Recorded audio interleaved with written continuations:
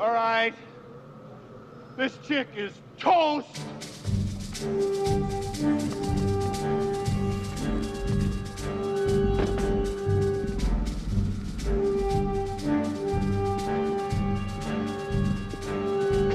Got your stick?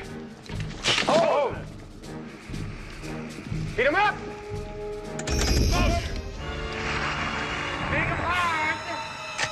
Ready! Let's show this prehistoric bitch how we do things downtown.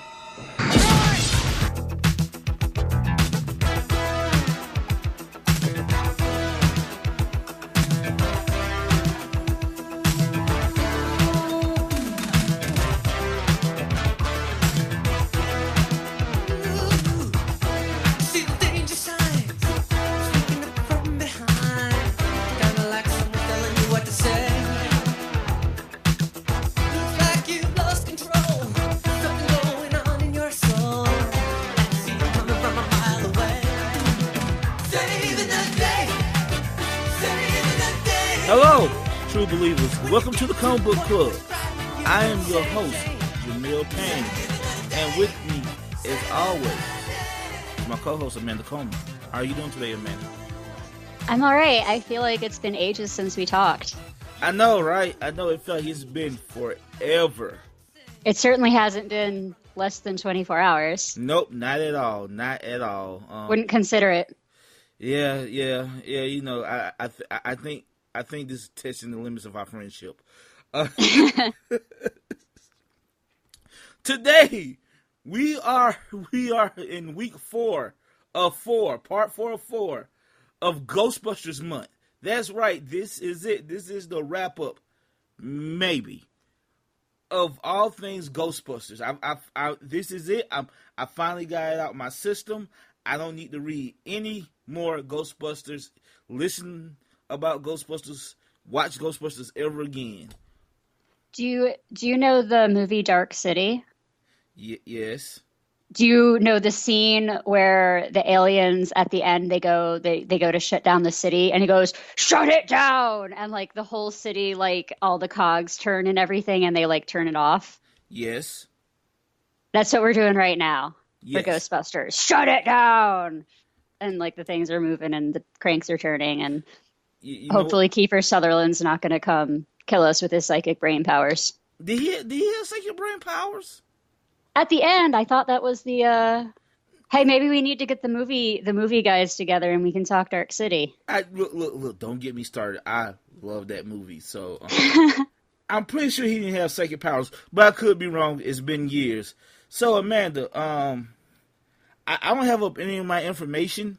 I just know this book came out like last year. Okay. And it contained 8 issues. Today, we are talking Ghostbusters Crossing Over.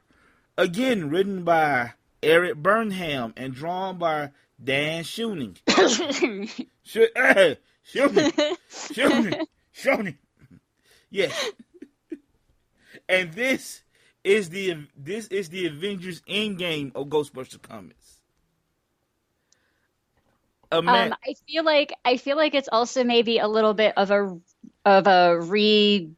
retelling of the Ghostbusters 101 story.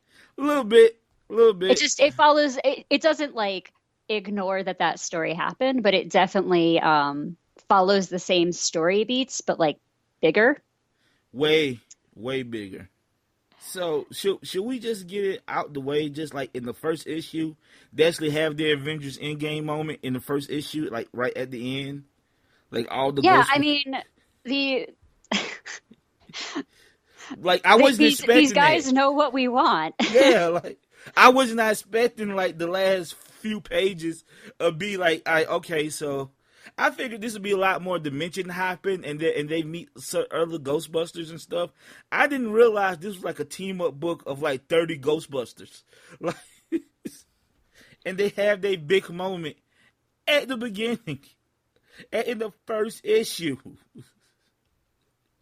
Look, man, some people may be into story decompression, but this creative team does not pull punches. They know what we're here for. We're not reading this stinker for the I don't know. We're reading it for the Ghostbusters. We want the Ghostbusters. We want all of them. We want all of them now. Mind you, you don't mean stinker as is bad, because this is great. This is No. this is all. In fact, I'm looking at it right now. I think in the background I might see a kitchen sink. I joke, because they throw everything. They throw everything into this book. Yeah. So, where should we start? I want to start with this. There's three bad guys in this book, and two of them Ghostbusters. You know what? Let's not even start. Look, the premise is that basically the Ghostbusters has been fooling around with like space and time for way too long, and Tiamat has come back, and she's now pretty much throwing everything at them, and this requires the prime Ghostbusters to recruit every Ghostbusters that they met in the comic, and just not an off comic too. You know what I'm saying? Like apparently they met some of these Ghostbusters in between time. Well, yeah, and I think I think they implied that like something they do in their free time is they just like go visit other New Yorks.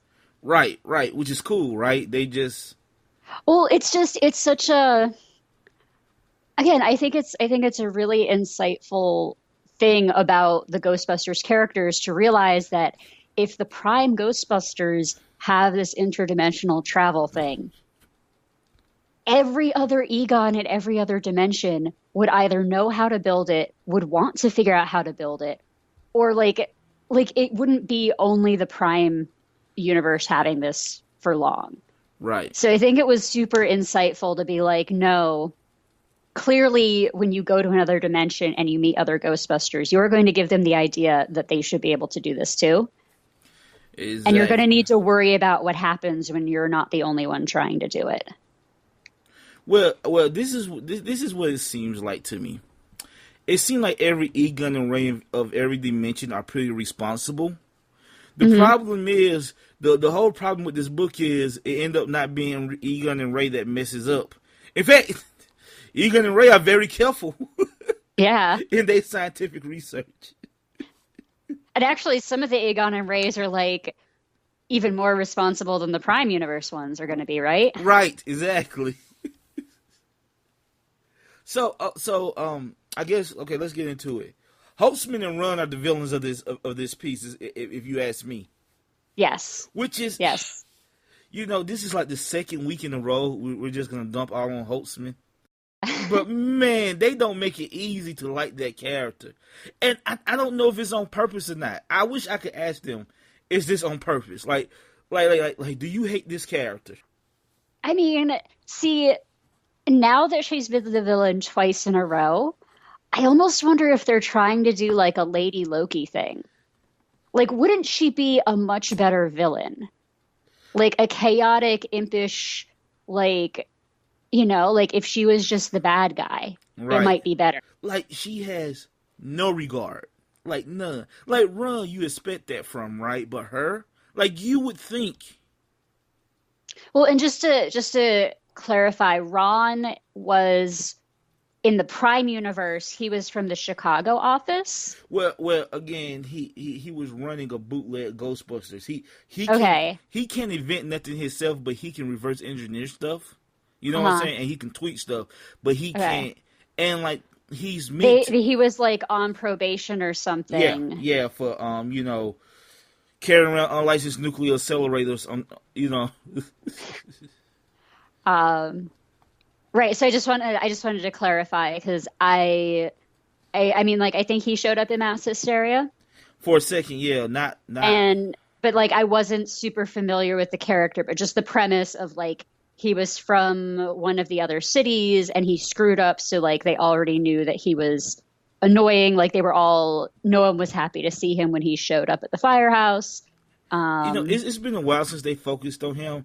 And I forgot how annoying he is, or I don't know. It like I know he's always been kind of annoying, like kind of a jerk face. But I'm trying to remember. I'm trying to think. Was he always this bad, or did they up it to 10 in this book? Yeah. Because technically he should be in jail, right? Like for what they did, right? That seems to be. But interesting fact. I was reading an interview with Erik Burnham somewhere. I can't remember where, but Ron is supposed to be Peter without conscience, and you could definitely see like the Peter Venkman like in him. You know what I'm saying? Just he's kind of a con man, kind of a huckster, like Peter is. But Peter is a good person. Well, Ron has no conscience, pretty much. Yeah, Peter's the Han Solo. He's the con man with a heart of gold. Right. So, but here's an interesting thing, right? And somehow it made sense when I read it. He's meant to look like Chevy Chase. Ron is meant to look like Chevy Chase. Oh, okay. Yes. I'm seeing this now. I am understanding this now. And you see how he dressed? He dressed like Chevy Chase from Caddyshack, I believe. Like a lot of times. And like if you look at him, he does look like Chevy Chase, which is interesting because Chevy Chase is an unlikable asshole in real life. So I'm starting to think it's on purpose. And like it adds even more of poetry, considering that Bill Murray is the one that replaced Chevy Chase on Saturday Night Live. Chevy Chase was the first one to leave. He left after the first season. Chevy Chase said, "I'm too famous already, so I'm leaving after the first season." They replaced him with Bill Murray. So that's some nice little background on this. As the kids do, the kids call that tea when you've got drama. Yeah, that's what they say. That's what the kids say. But yeah, Ron is based after Chevy Chase, and it makes sense now. It makes a lot of sense. And Holtzman, believe it or not, is based after the devil because that's what she is. I was waiting for that joke.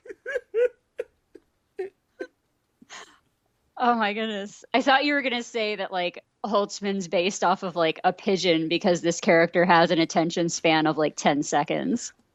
It's like I literally threw my iPad at the end of the issue when I seen them shake hands to like do something behind the Prime Ghostbusters back. I was like, motherfucker. Like, God damn it. I was so angry.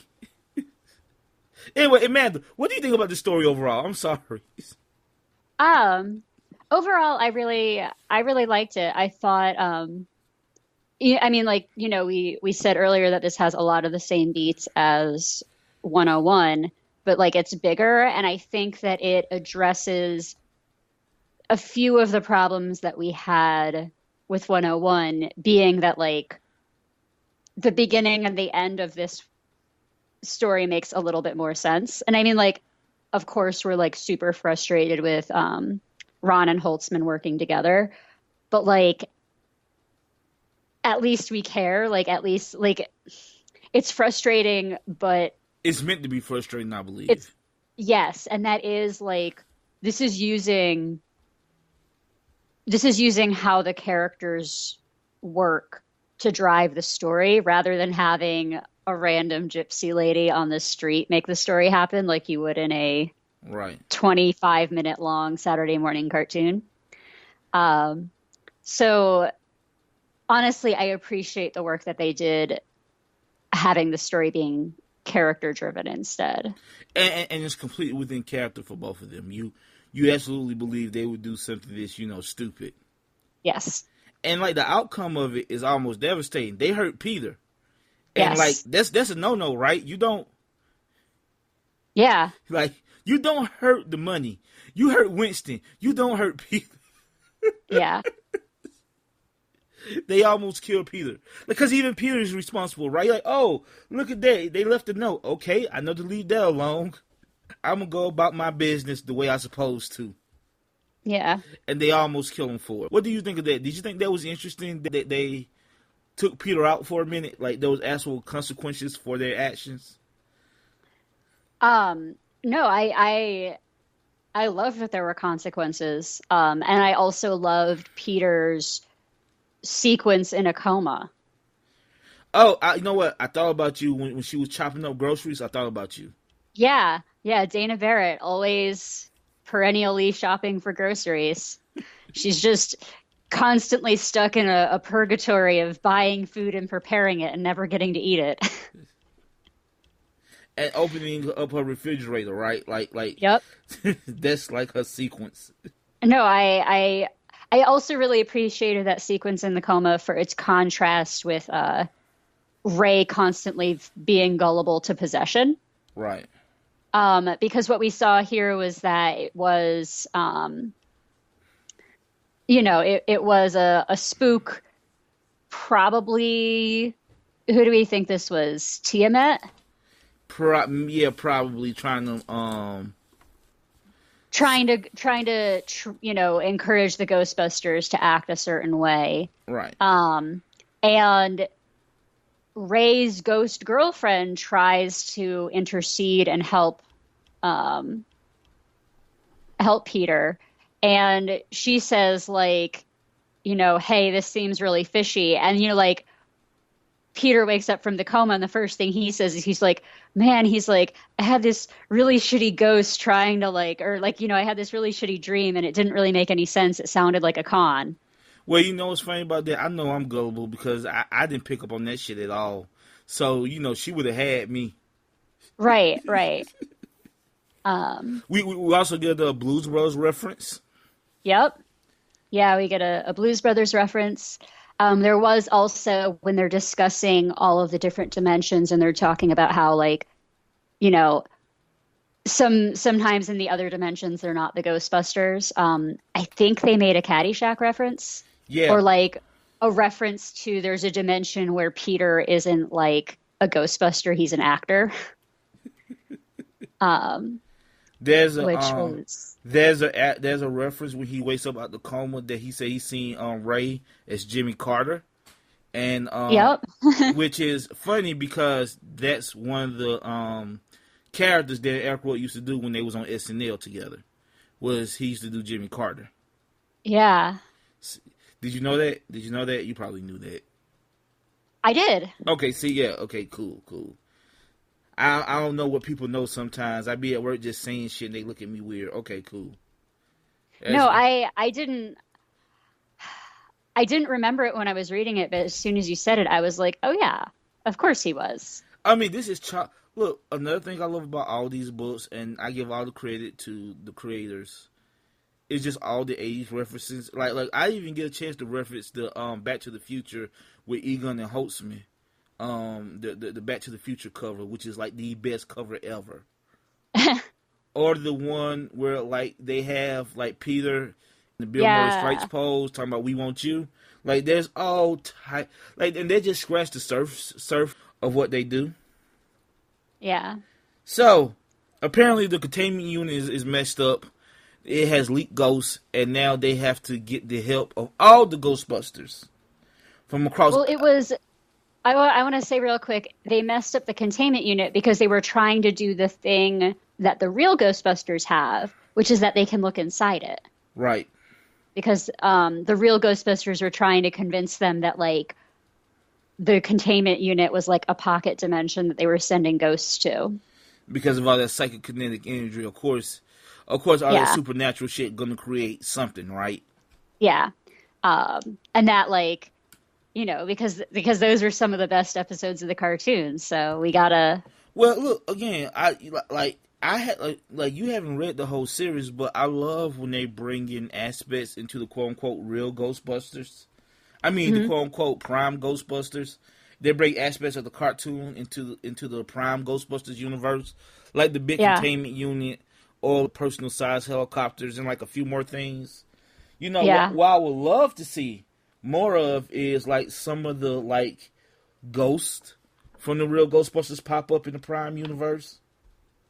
Yeah. But like slightly askew, maybe more realistic looking, if that's such a thing. So, Janine gets a job offer from Walter Peck. Yeah. What did you think of this? I was gonna say, first of all, it's about damn time. Like she does so much. It seems like she would be the obvious person to be a liaison. Right. Um, but I really appreciated that because again, this is like a real person character thing. I mean, She's like, she's like, I'm already in charge of everything. I don't need like more responsibility. I And mean, so she negotiates like a killer deal for herself. that's crazy that they even do that, because that's something you don't see in like regular fiction in general, like the notes and bolts of what this actually means. Like, yeah, I won't have any free time. My plate is already full. It's more money, but is that really gonna make me happy and I'm already busy? Like, those type of questions are not usually asked in movies or TV shows. You know what I'm saying? Let alone a licensed, comic about Ghostbusting. Well, even in real life, you know, I we've had a lot of rearrangement in my office where people have been switched around to different roles, and some people have been promoted, um, and a lot of people, like a lot of these roles, people are asking me, oh, well, like, do you want to move to a different group? Do you want to get promoted? And I was like, I'm sorry, are you asking me if I want to be legally liable for signing off regulatory documents? No, thanks. Are you asking me if I want to be responsible for signing someone else's timesheet? No, no, thanks. You asking me if I want to organize meetings all day and like manage? I'm like, no, no, like these are not responsibilities that I want. Um, if other people think this is some kind of reward, they are welcome to do all of these, pain in the ass, boring things. So, I mean, like, even in the real world, most people look at more money or a promotion as like an unequivocally positive thing. Right. Like, I can't remember any movie where a character wasn't absolutely floored to get a promotion. So yeah, so no, I like personally, like, I really loved that element of Janine's character, that she's so practical that um, she's even going to, reason through a promotion before she takes it. And that she's going to negotiate like essentially two salaries for doing the same job. She should. I love Janine. Janine should get Yeah. whatever the hell she wants. Yep. Including E-Gun. She need to get E-Gun, damn it. It's time. I'm tired of this shit. We know what she wants. You're hoisting anchor on this ship. You're ready to Yes, I am. different worlds that they go to collect ghosts. Right. Because after the containment unit breaks down, the issue is they can't recalibrate it and fix it until it's stable, and it's unstable because so much energy has been lost. So they need to put ghosts back in there to get it to a comparable level, and then they can recalibrate it. So they're sending all of the different Ghostbusters out into different dimensions to recapture as many ghosts as possible to get everything back to normal. Right. So they, I don't know, I was just thinking, so one of the worlds they go to was like a comic strip, but then they end up finding I think this was a cartoon ghost. I'm not for sure. I think it reminds me of the Granny Ghost toy that I had, which I think was never in the show, I don't believe. I'm not for sure. But well, yeah. She seems super familiar, but she was like the ghost of some like governess or something, and is just calling everyone naughty and wants to punish them. And it seemed like Peter knew her. She's been in the comic before. Okay. Let's see. There was also a like fantasy version of Central Park where there was the Headless Horseman, and then also like some like magician lady that they knew. Well, that was like the spirit or Ray's girlfriend, I think. Right.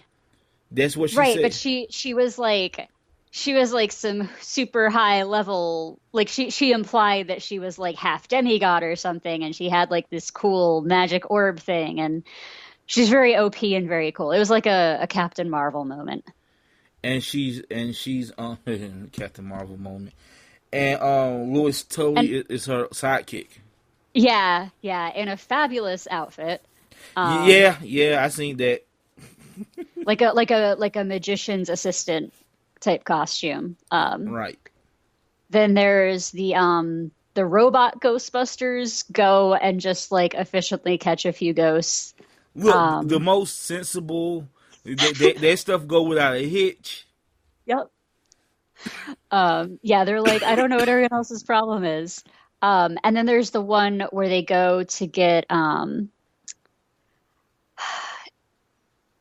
they where they go and one of the guys has to, it's the brewery, Right. and one of the guys has to sit outside and play a chess game with death so that Egon doesn't die. Yep. That happened in the previous issue. It's also in black and white. I think Yep. it, I think it happened in the previous issue. It's been now you got me thinking because there's a lot because I've read a lot of Ghostbusters comic and I think I remember him tangling with death.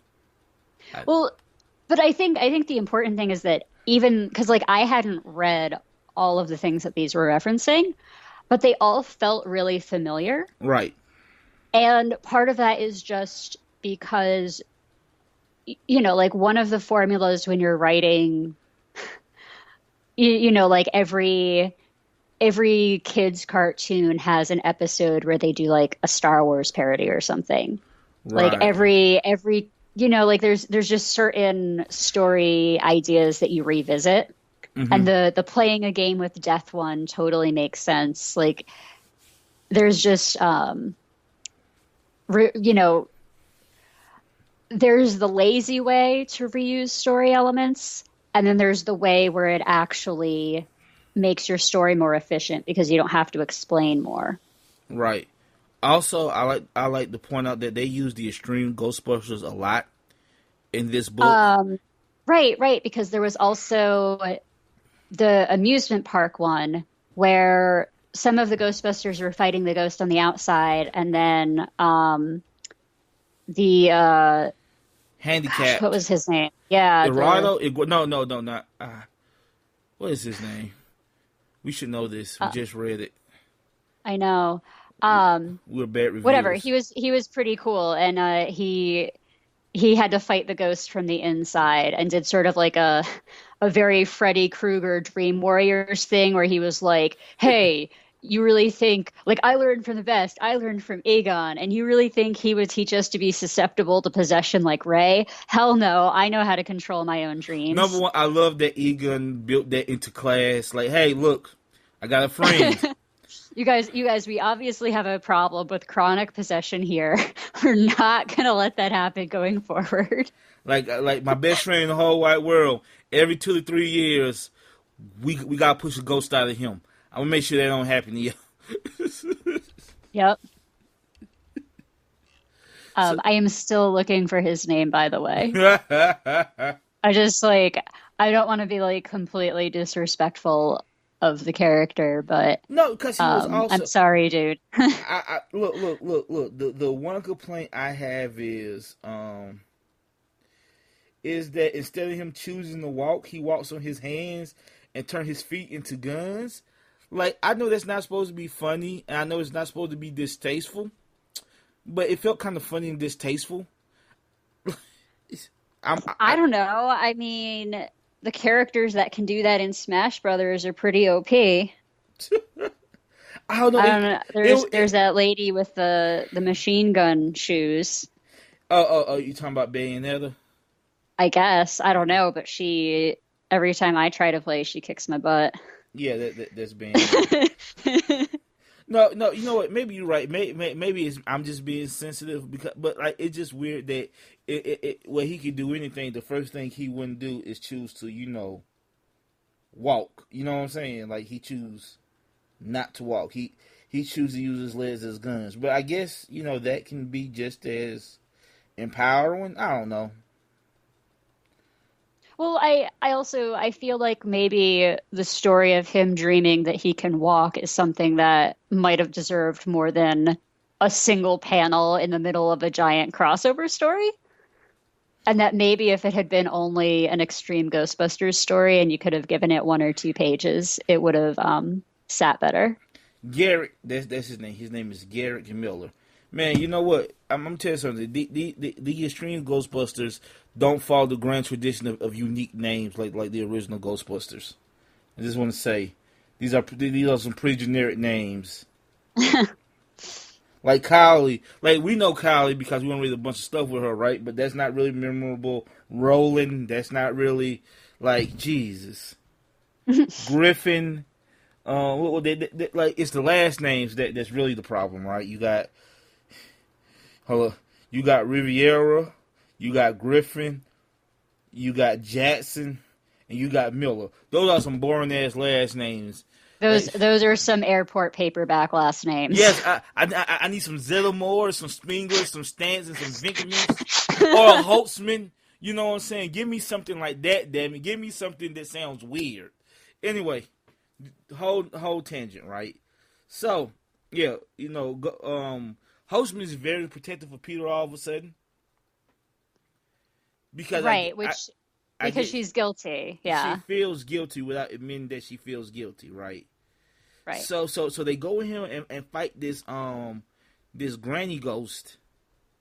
And Peter basically talks circles around that thing to let Holtzman go. Yep. But Amanda, here's lies my problem. She still doesn't say thank you. She doesn't. Peter has to say it for her, like, by the way, you're welcome. Like they spend a lot of time. I think Burnham spent a lot of time to try to humanize her and to make sense on why she do the stupid stuff that she does. Yes. And maybe he does a good job. Maybe we're just biased, but I still don't buy it. You know what I'm saying? Like, she to me, she still seems super unsympathetic. There was it was just definitely me? No. I think like I had hope, and even when he says sorry, by the way, you're welcome. I was like, oh, like this might be a moment. Like he's acknowledging that this would be hard for her to say, and he's not going to make her say it, and they're going to like be friends. But then, like after that, I feel like she just went back to the way she was. Right. I don't think we really got to see much of her alone after that. No. So it's hard to really say. Maybe one more scene where we got to be confident that she was a little bit different now. Well, and here's the thing, right? Even at the end, right? You're gonna take precautions because he don't trust her either. Like, here, read this. Yes, he brainwashes her. Gosh, that reminds me of that Monty Python sketch of like the funniest joke. Yes.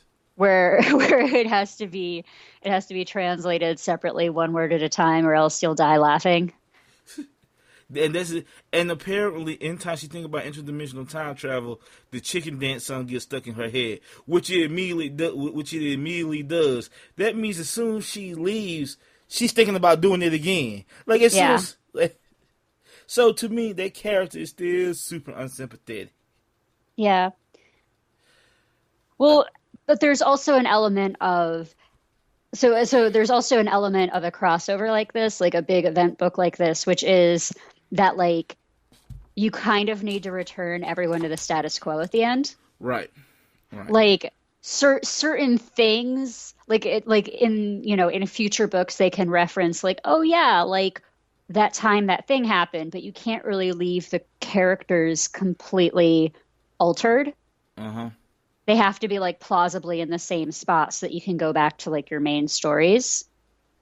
But I feel like you could have did that with her, but still kept her mostly the same. But yeah. But what the hell do I know? I don't write comic books. I don't know. So should we talk about that Ron almost died and I cheer? I stopped caring about Ron. When did he almost die? The ghost that possessed Garrett threw like ice cream cones in his chest. Oh, right. Yes. Ghost ice cream cones that were going to not kill him right away because the ghost wanted to be able to eat him. Right. Unfortunately, it didn't kill him right away. By the way, I don't feel as sexist as our last show because I was talking about how unlikable Abby was and kind of condescending she was. Right. Run is way worse and makes me way angrier than Abby ever did. Because I feel like you should never disrespect the Ghostbusters like that ever in your life. Well, we may be a biased. Yes, we might. Also, I like the fact that he goes on, like at the beginning, he goes on a trip with Egon and Ray. Yeah. And it proves that Egon and Ray are just as good at like giving him shit as Peter would be. Yes. That's what I meant at the beginning by like it's clear that everyone hates him. Yeah. And so you don't need to have read the story to find out why. We know the main characters well enough, and by their reactions, we can judge who this person is. Right, and Egon and Ray all of a sudden become really clever with the quips. I'm like, oh, look at that. So yeah, Eduardo plays death and beats death, so Egon doesn't die. He almost dies, but he doesn't die. Also, the moose ghost they were fighting with the two ghosts on top of it. Yeah, there's a SCTV reference, by the way. Is a character Rick Moranis used to play with his partner on SCTV by the two Canadian dudes. Like everything is escaping my mind right now, but there's a reference to that. That's who they're supposed to be. So you're just telling me there's absolutely no original ideas in this entire book? No, that is not what I'm saying. No, believe it or not, you know what? This actually feels like how it's supposed to feel. Because, like, when people from Saturday Night Live make movies, right? Mm-hmm. They tend to bring all their friends from Saturday Night Live along with them. Yep. So that's what this feels like. It's not so much that I think it's like, I like all these call-outs and stuff. I love all these and that's the thing, you didn't even know that, right? You wouldn't even caught that. It had to be some nerd like me that would notice something like that. You know what I'm saying? For you, it's just two Canadian dudes, two Canadian ghosts, which is funny in itself. It doesn't even have to be based on somebody, but if you know, it had an extra layer. You know what I'm saying? Yeah. And like I was saying earlier, is that these guys have definitely hit the using existing story references, not because they're lazy, but because there's so much they're trying to accomplish that it lets them focus on the important parts, which is making the Ghostbusters cool. Right.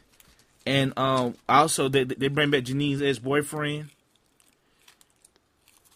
The guy that looks like blonde Egon, but it's not Egon. Really? Yeah, when he steps out the shadows, and they're like, oh, another blonde one? Oh, yeah. That's Janine's ex-boyfriend. Okay. That's the one that before they did real Ghostbusters, they made it look like blonde Egon a little bit. Ah, okay, yeah. Yeah. Gotcha. And he's like an astrophysicist or something, if I remember correctly. Yes. Okay. Now I see. It all makes sense now. You got anything? Can we? I got one more thing I got to ask you about then. Okay. What's the deal with the Sanctum of Slime Ghostbusters? They seem totally normal. I don't know anything about them. I've never played that game. Okay. I know that they exist, but I don't know anything about them. Okay, because it just seems like, I was just like, they seem really cool and really normal, and I don't know anything about them, and they also don't seem like they are direct analogs of the main Prime Ghostbusters. Well, they're not. They're the Prime Ghostbusters successors, apparently. Okay. That's what they're supposed to be. Which, in that case, it makes sense that why they're well put together, right? Because they're like second, third generation Ghostbusters. So, right. like all the other Ghostbusters before them had a chance to make mistakes that they don't have to make. Yeah. I don't know. I was like, these guys seem super normal. They don't seem like annoying and weird and condescending or like overly cartoony. They just seem like normal adults. So, But you they're from a video game? yes, they are. So, Okay. Amanda, we got to talk about this, and I think this is what making me sad. Like, because, you know, Ghostbusters Fan Fest was this weekend, and they're basically making Ghostbusters 3. It'll be out next year. Okay. So, Yes. I'd heard about that. Yeah. so these books were canon. I don't think Oh no. Oh no. Are we gonna like Star Wars Extended Universe these books? Are they? it seems that way. Oh no. It seems like if you wanted to, Uh-huh. you know, this takes place in like 91, 92. So it's far enough apart. So if you wanted to, it could all fit. But something tell me it's going to have a very different history. Well, but see, then we can just like I mean, no, no, no. Like this is not a problem because then like like the what we've been calling the Prime universe right now is actually just like the double Prime universe, right? Yeah, but it's just, Do you think that there's a chance they would take any of the story elements that have been developed in I mean, like we've been reading the crossovers, so I'm like surely those crossovers aren't going to be like canon or whatever, but um are there any story elements that you want them to bring into the next movie? look, this is what I'm afraid of, right? Uh-huh. Okay, so they made the Ghostbusters video game, which was ostensibly Ghostbusters 3, right? And that was canon. Or as canon as it can Okay. be. Because, you know, it had the original writers, original stars, right? Mm-hmm. And the comic is based kind of after that game. It takes a page out of that. You know what I'm saying? As far as them being government contractors and all that. All that comes from the video game, right? Okay. I'm afraid what's going to happen is they're going to say they broke up again maybe a year after they fought Vigo or something. Uh, okay. That's what I'm afraid of. Like, that's... So no, you're right. I feel like one of the elements from these comics that's actually really interesting and really important is the premise that the Ghostbusters are actually successful and that they're a franchise and that Which is what there I isn't. always wanted from like a sequel, like from a future sequel. That's all I've ever wanted. That's why I wanted from 2016. That's what I like. That's what I've always wanted because it's built into the premise. Yeah, yeah, and them constantly making. Well, so then that makes it interesting because the like the way that the first two movies worked was that part of the conflict was that they couldn't be the Ghostbusters. Right. And so it would be if they're as successful as Ghostbusters and they're like a large franchise or whatever, it becomes like where would the conflict come from? Well, no, you can always say because it's been like 25, 30 years. You can always say they just went out of business. Maybe there hasn't been any ghosts for 15, 20 years. You know what I'm saying? Maybe they bust all the ghosts. But I would hate to lose the idea of them franchising and them being like celebrities at one point and all that stuff. Yeah. I don't want it to be set back completely to zero. Mhm. Well, it won't be because Harold Ramis is dead, so clearly. But like, it's like with Star Wars, right? It's just like with Star Wars, right? Yeah. I like The Force Awakens, but like when we see it, everybody's set back to zero, right? Like nothing mattered, right? Like Han Solo is still a smuggler, Princess Leia is still fighting an endless war, and fucking Luke is fucking off on a far distant planet somewhere. Like nothing mattered. Like everything just set back to zero. It almost like all that conflict they went through meant nothing in the original movies.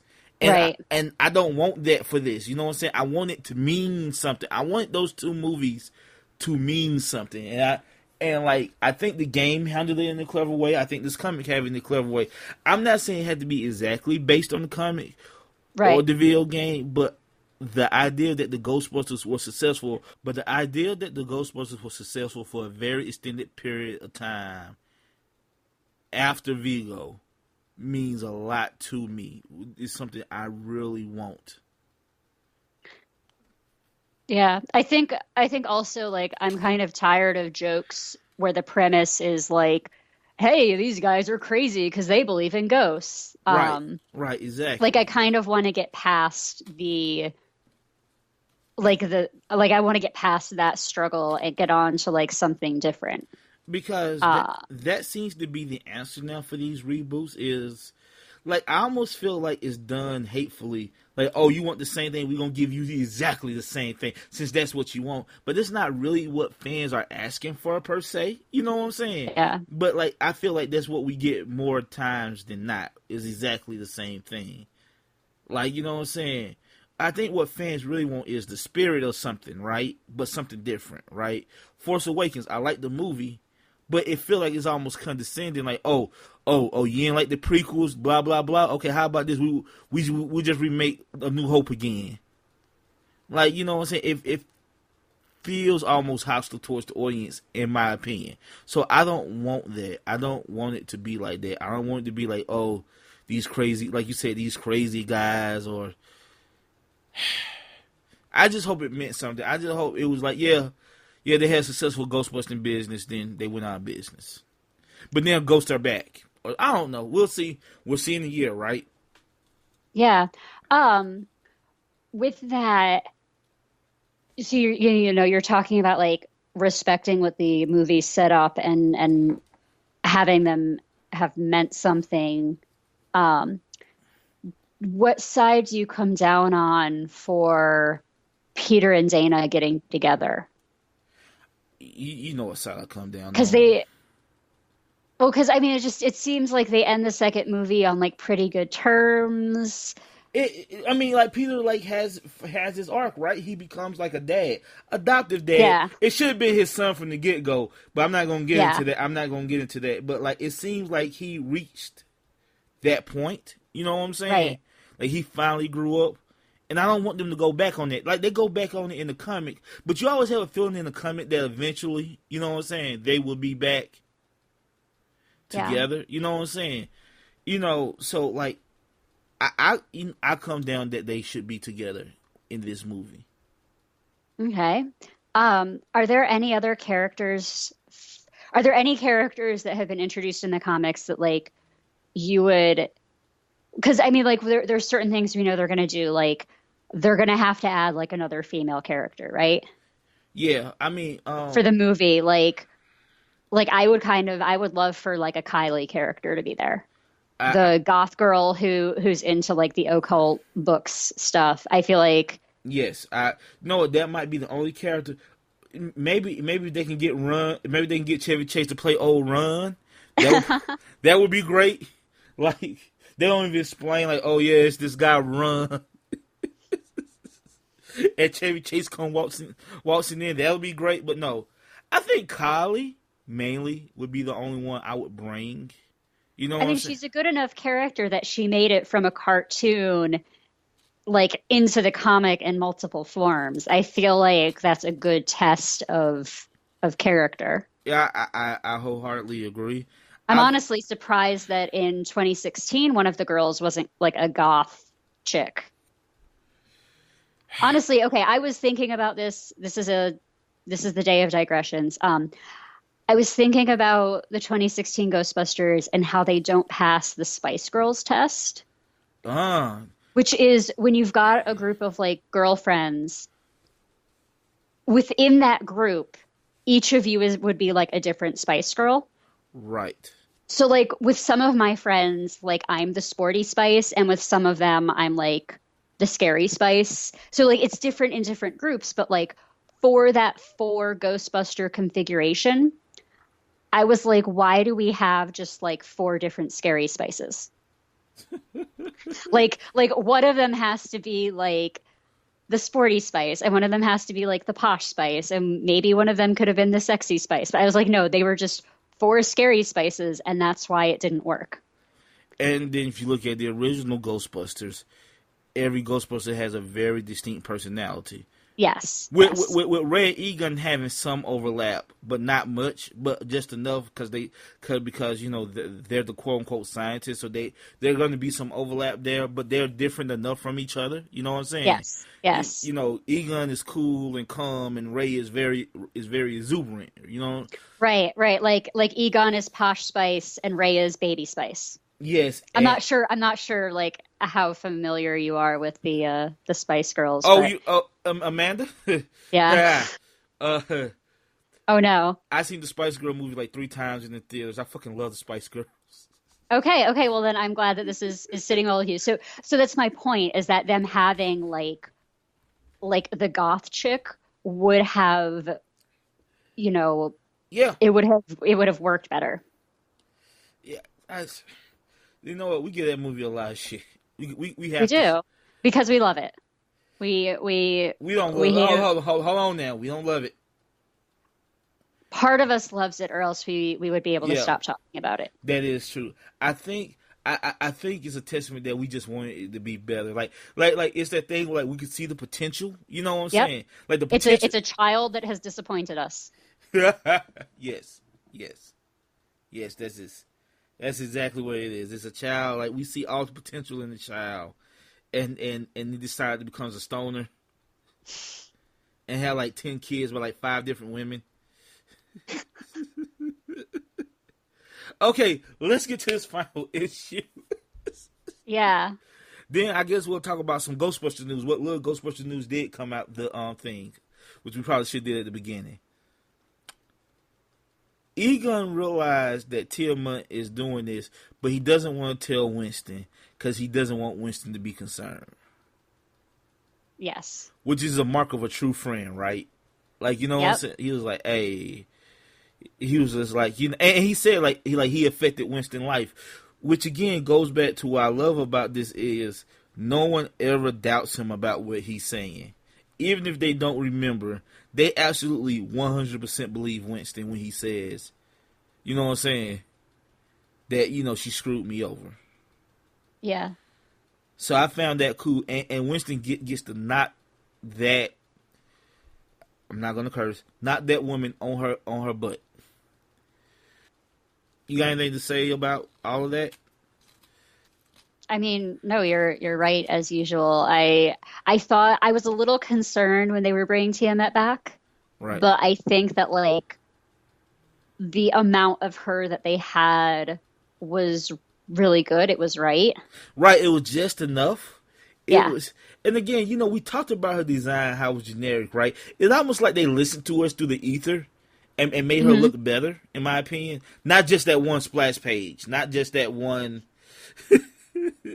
splash. I think her overall design, while similar, looks better. Yeah.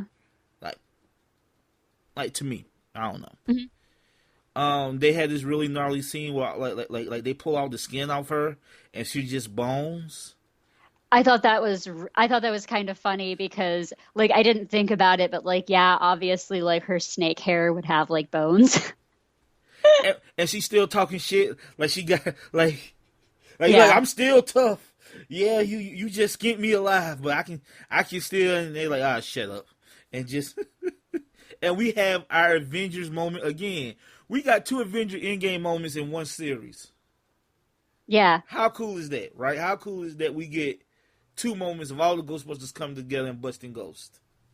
And this time, it's very cool, and I love how they all have slightly different proton streams. Yes, it visually makes it like very, very cool. Interesting.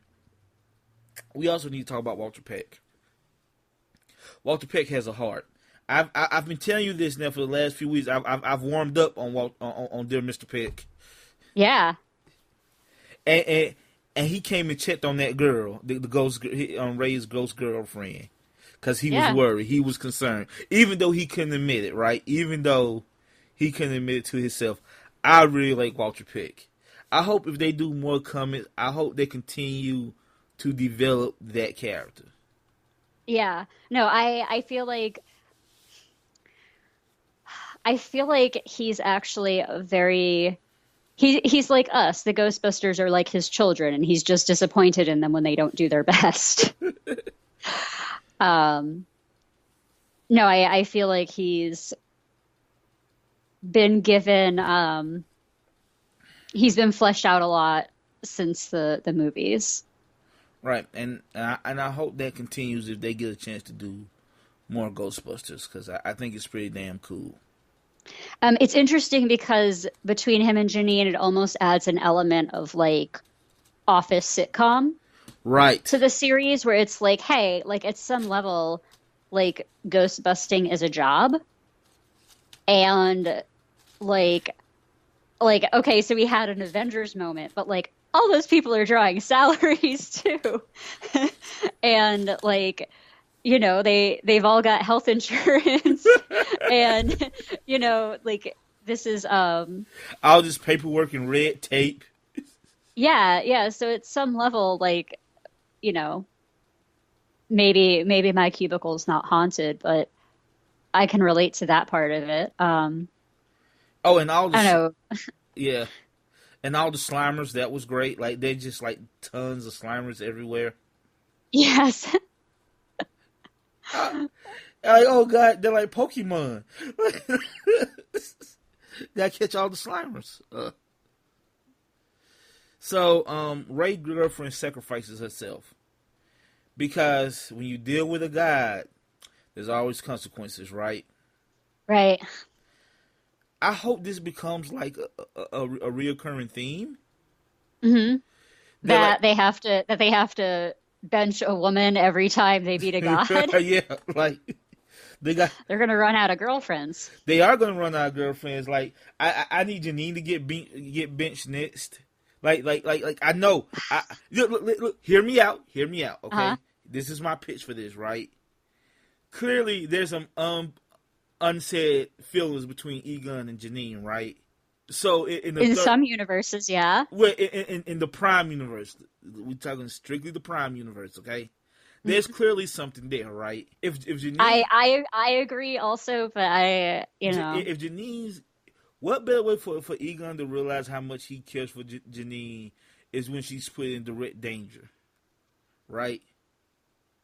Then the fourth book, you can just bring them all back. In the fourth arc, you can just bring them all back, and everybody lives happily ever after, right? I know, I love Janine too. I'm just saying. it would be interesting if through dealing with Tiamat, if each of the Ghostbusters lost someone they cared about, That's what I'm and saying. then they had a chance to get them all back. Not necessarily like all the girlfriends. Maybe not all the girlfriends. They're just me as a man. Okay, I fully admit that. Well, but that sets us up for, the obvious reversal where like actually the girlfriends save the Ghostbusters. Which would be great because I wouldn't mind if they saved them right in the end, right? Yeah. Like if the Ghostbusters did 80% of the work and then like they came in and did the last 20% and like Yeah. and they actually saved the day. But no, I think there has to be a reckoning with Janine and Egon eventually. And I think that's the best way to do it if he has to, because now that they start since it happens to Ray, right? It starts a trend. It has now started a trend. Even if it's just her leaving, you know what I'm saying? For like an arc or two. You know what I'm saying? Just like I can't do this anymore. Yeah. Like anything. But yeah, I just I don't know what you'll do for Peter, right? Like we're gonna do Pit Danger in Danger again for the fourth time? Where is Oscar in these comics? I don't know. Oscar need to be. You're right. Oscar need to be put in danger, right? Yeah. Well, because I feel like in Mass Hysteria there was something about. I feel like there was something about Oscar in there. Or Maybe that he was. What? You know what you could do? Peter will be forced to save Oscar and his dad, or maybe Oscar's dad, and he really doesn't want to. But Yeah. but he had to bury his feelings and grow up even more. Like I don't like this guy. It'd just be easy if he was out the picture. Yeah. No, I feel like there's a lot of potential here. You have a really good sense for how stories work. I don't know. I'm just gonna say that again. You have some really good ideas. I don't know about all that, but thank you. I'll take the compliment. So Amanda, You have a better sense for how stories work than I do. So, Amanda, would you recommend this story to people? I would. It's really hard for me to know um, how much like intro people would need to be able to comfortably read this. Mm-hmm. But I thought it was really fun. I absolutely would describe it as the Avengers Endgame of the Ghostbusters. It's almost the perfect ending. If they did no more right now, Yeah. this would be a perfect wrap up, right? Yeah. But we hope they do more. Yes. Yes.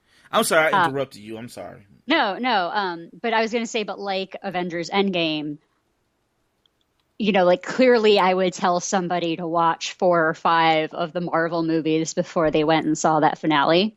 Right. So here it's the same thing. I'm like, okay, well, I feel like at least one of the Prime Universe comics would be necessary to make sure that you've practiced like the mental conversion from movie to comic book before you start throwing in more characters. Yeah. Because that would be a lot to do because the different Ghostbusters are mostly distinguished by having a different art style. Mm-hmm. So you kind of need to have established a baseline before you start deviating from that. But I would absolutely recommend it. And I would even say that it's like, this was enjoyable enough that I would totally recommend someone read some of the Prime Ghostbusters comics and then read this. And then, of course, they're going to want to read more. But okay. And we just should say that they eventually do hook up to look inside the containment unit, and Ray's girlfriend is okay because apparently she's the most powerful thing in there. So again, bringing elements from the cartoon into the Prime universe, which I wholeheartedly like, which I want. But yeah, as far as I'm concerned, well, she had dropped a line earlier because the first ghost that they fought was something where they had to know its name, right? Right. And so she had said something about how like one of the things that distinguishes like a class 4 or class 5 vapor was it knowing who it was. Right. And it having like a strong sense of identity. So I took that as to be like a callback of like she's a very powerful ghost because she knows who she is and she remembers like who her friends are and who she was as a human. I will say this. I think they should have had more scenes together in this book. Like if I had one main complaint is that they don't have enough scenes together in this book to really like sell it. Like they're really not affectionate with each other, even though they're boyfriend and girlfriend. And I think I would like a little more of like them being boyfriend and girlfriend. Then she goes and disappears. You know what I'm saying? Then she makes this sacrifice. Like we got with Winston and his wife. Exactly. I think I would like a little bit more of that. But otherwise, you would recommend this? Oh yeah, wholeheartedly. Like again, I'm biased. So I don't even know why we even doing this. Like asking for my recommendation. Like we're pretending that you wouldn't want to read it. Yeah, like I'll read. Look. I read this book. I read this whole book. All eight of these issues in less than like 2 hours. Like seriously, like yeah. So yeah, it's shorter than Endgame too. Yeah, it's shorter. Yeah.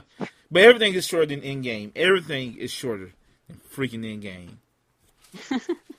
Now did you read this in trade form? In trade? I read these on Comixology, and I want to say at least half of what you recommended was available to borrow on Unlimited because of the anniversary.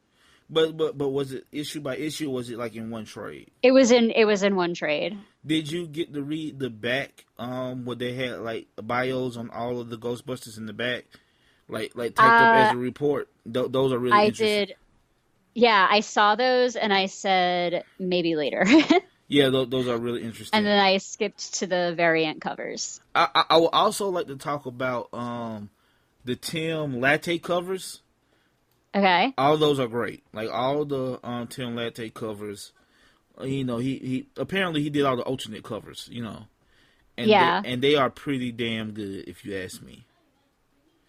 I think I think that's maybe one of the biggest strengths of all of the IDW licensed properties is that it's really easy to find artists who want to do like a pinup cover for one of their favorite properties when they were a kid.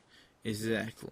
Like, maybe finding someone who wants to write Power Rangers for 4 years would be difficult, but finding an artist, like a really good artist who wants to do like one Power Rangers cover or like one Ninja Turtles cover seems to be pretty easy. So I mean, like, I'm not saying making the cover is easy, but I'm just saying that there's like a lot of talent available to do really fun covers for things from our childhood. Right. So, Amanda, I just want to say thank you You're welcome. What did I do? for just letting me do this. Like this, as far as I'm concerned, we're 50-50 on this show. And thank you for letting me do this. I really do appreciate it. This was a nutso idea, and you let me like see it through the end and fruition.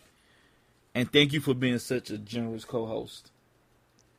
Thank you for pushing me into the world of quality licensed comics. I'm definitely going to have to apologize to some people who I've to some not literal people, abstract people who I've dismissed because they were working on things like the Transformers comics are good. Those are some really good comments.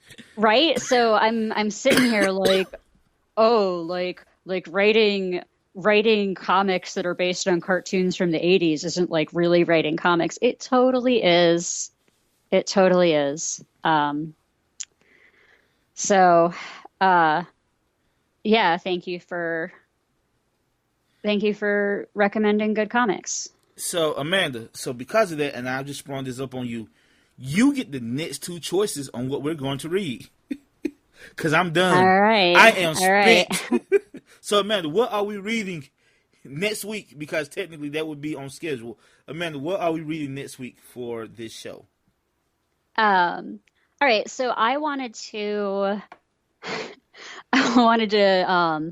get us out of the world of superheroes and licensed comics a little bit. And I also thought it might be good to make sure we read something with women involved in the creative team. And so I'm going to recommend that we check out Raina Telgemeier. Okay. And I believe the thing to start with there is probably Smile. Which I believe is like a book for kids about maybe the dentist. Okay. So, I mean, it seems weird, but my understanding is that Raina Telgemeier is actually ridiculously prolific in the scholastic for kids section of the graphic novel world. Okay. And again, in this vein of like I was kind of dismissive of licensed comics, I feel like it's important to check out this area of the market and remember that there are people doing an insane amount of work even if they're not DC or Marvel. Right. So I mean, like, I'm concerned we might read this and be like, wow, that was definitely for kids, but it also like has made tons of money and sold trillions of copies or something. So let's do it. All right, then. So next week we'll be reading Smile by how do you say her name again? I've been butchering names all week. I'm gonna go with Raina Telgemeier. All right. So this is where we're going to talk about just a little bit of Ghostbusters news that came out of Ghostbusters Fan Fest. It's been confirmed that Sigourney Weaver and Bill Murray will be in this movie. That's it. That's the most pertinent information so far. Okay. Like Bill Murray. What's wrong? Oh no, I'm just trying to decide if I think that means that they stayed together or they didn't. You know, I know. Well, look, they're not going to be the stars. Finn Wolfhard from Stranger Things and is actually the star of the movie. and Carrie Coon plays his mother. Okay. Carrie Coon is from Fargo and The Leftovers fame. She's really good. And it seems like he's gonna have a sister who's a girl, so it's gonna be like a legacy thing. Of course it is, because that's all the rage. The rumor right now that's unsubstantiated that is Egon's kid and grandkid. Okay. Because Harold Ramis obviously can't be in the movie. Right. So that's the rumor right now, and it's directed by Jason Reitman, who is the son of the original Ghostbusters director Ivan Reitman. But if I'm being honest, maybe he's a better director than his father, because Jason Reitman is a very talented director in dramas, and I like a lot of his movies.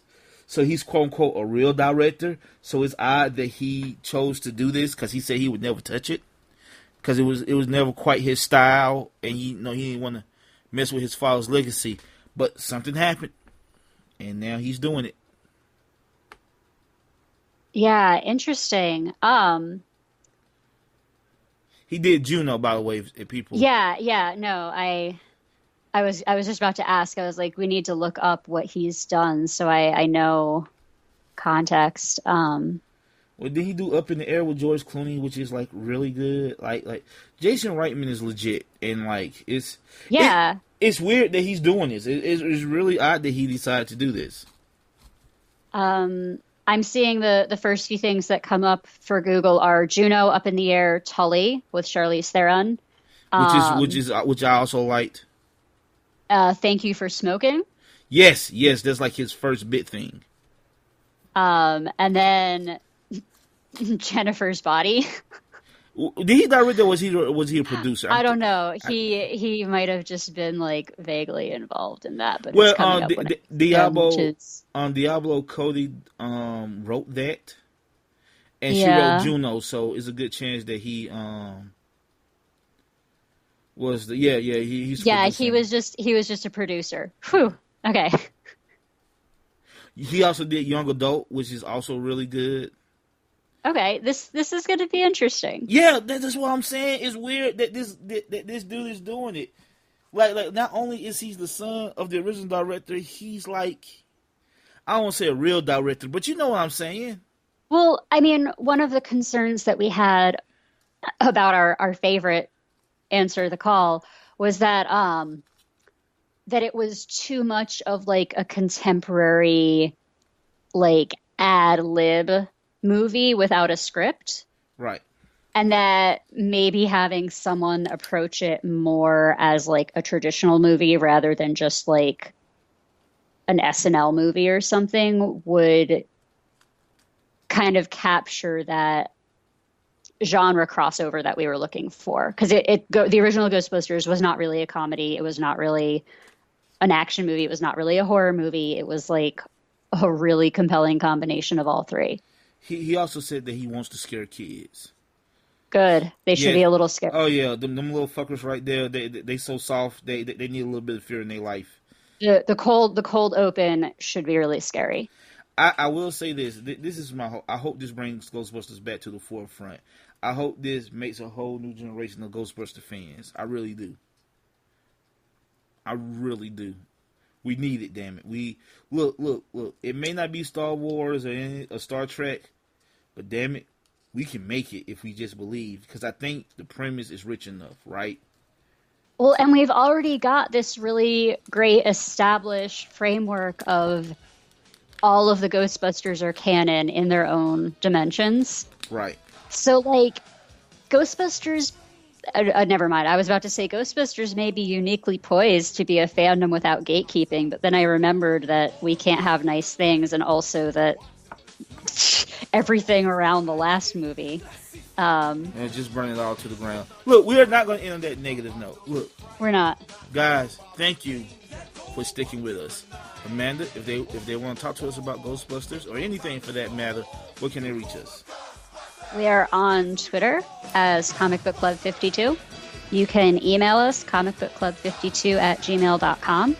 And we are the Comic Book Club on Facebook, the absolute best one that talks about all of the greatest comics ever. That's how you'll be able to tell us apart from all of the imitators. Also, I would like to add that next month is our 1 year anniversary. Ooh. Which I don't think we're doing anything special for, by the way. I can't even think of what to do special for it. So it'll just be a regular episode, probably. Sounds good to me. But yeah, so like... Wait, all of our episodes are special. Yes, exactly. Every single episode. But Amanda, thank you. This has been a very fun month. I guess I'll see you like in a week, right? Absolutely, in a week. In a week, right, because we haven't recorded these 2 to 3 weeks early at all. Nope. Not one bit. No. Never happens. Wouldn't dream of it. No. Somehow I was recording while I was in Canada. They have Skype in Canada. That could have happened. That could have happened, but it didn't. Anyway, I am Jamil Payne. I'm Amanda Comey. And keep busting those ghosts. We are out. I remember the time I visited the grave. My life on the line, only my life to save. All by myself, with no one around. Did not understand a hand coming out the ground.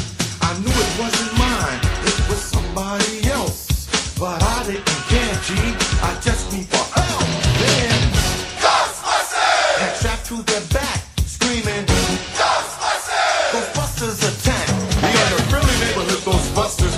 That's what they said to me. We are the busters of any Ghost. Ghostbusters!